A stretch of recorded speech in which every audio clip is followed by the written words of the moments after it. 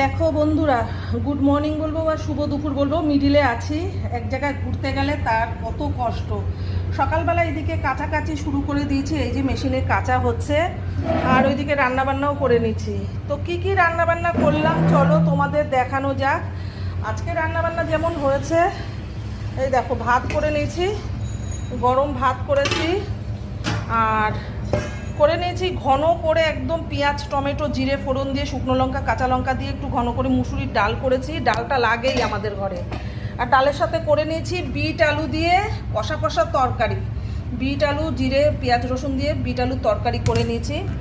আর কি কি করছি চলো তোমাদের ওখানে দেখানো যাক। এই যে দেখো, দাদাভাই তো মাছ ছাড়া চলে না, এতদিন খেলো মাছ মটন চিকেন, মানে কোনোটা বাদ যায়নি ঘুরতে গিয়ে। তো আজকে আবার নিয়ে এসছে কাতলা মাছ। তো এই দেখো কাতলা মাছ একটু ঝোল করব, গা মাখা মাখা করবো। তো এখানে ঝোলটা ফুটেও এসছে, চলো তোমাদের দেখানো যাক। এবার মাছগুলো ছাড়া যাক। এই দেখো ঝোলের কালারটা দেখো, দাদাভাইটা আবার লাল লাল ঝাল ঝাল না হলে মাছ ঝোল মাংস সব এভাবেই খাবে। এই রান্নাবান্না করলাম। এইদিকে সকালে দেখলাম এত রোদ কিন্তু মেঘলা ওয়েদারও করছে। এবার কাঁচাগুলো করে আমার আজকে অনেক কাজ, এক জায়গা দিয়ে ঘুরে আসলে যেটা হয় এই কাজগুলো আমাকে সব সারতে হবে। মেশিনের থেকে জামা কাপড় বের করে রোদ্রে দেবো। রোদ তো এখন আবার দেখি চলে যাচ্ছে। আর একটু বড় বড় করে টমেটো পেস্টেও আছে, আর একটু বড় বড় করে কেটে নিয়েছি। দাদাভাই এরকম খেতে খুব ভালোবাসে, ভাতের সাথে গোটা গোটা টমেটোগুলো একটু সিদ্ধ থাকবে, সেগুলো একটু ডলে ডলে খাবে। আর তার সাথে তো আমার কাঁচা লঙ্কা দিতেই হবে, লাল কাঁচা পাকা লঙ্কা আমার ঝোলে গোটা গোটা দিতে লাগে, একটু ঝাল ব্যালেন্সের জন্য। আমি একটু ঝাল কম খাই, তোমাদের দাদাভাই একটু ঝাল বেশি খায়। তো আজকের হলো এই রান্নাবান্না।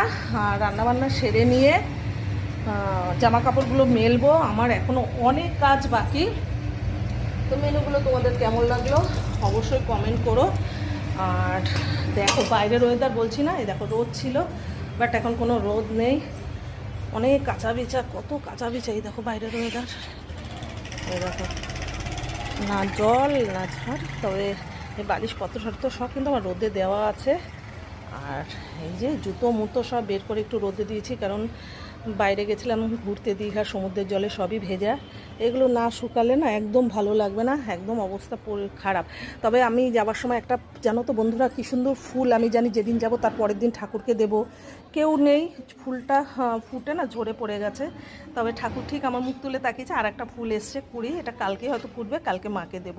আমার বাড়িতে জানোই তো মনসা ঠাকুর আছে। তো চলো ভিডিওটা এতটুকু ছিল। আর মেনুগুলো তোমাদের কেমন লাগলো, ঝোলটাও নামানো যাক। দেখো চারিদিকে বস্তা, জল জল জল জল, ঘর থেকেও যেন জল উঠছে। তো ঝোলটা এখন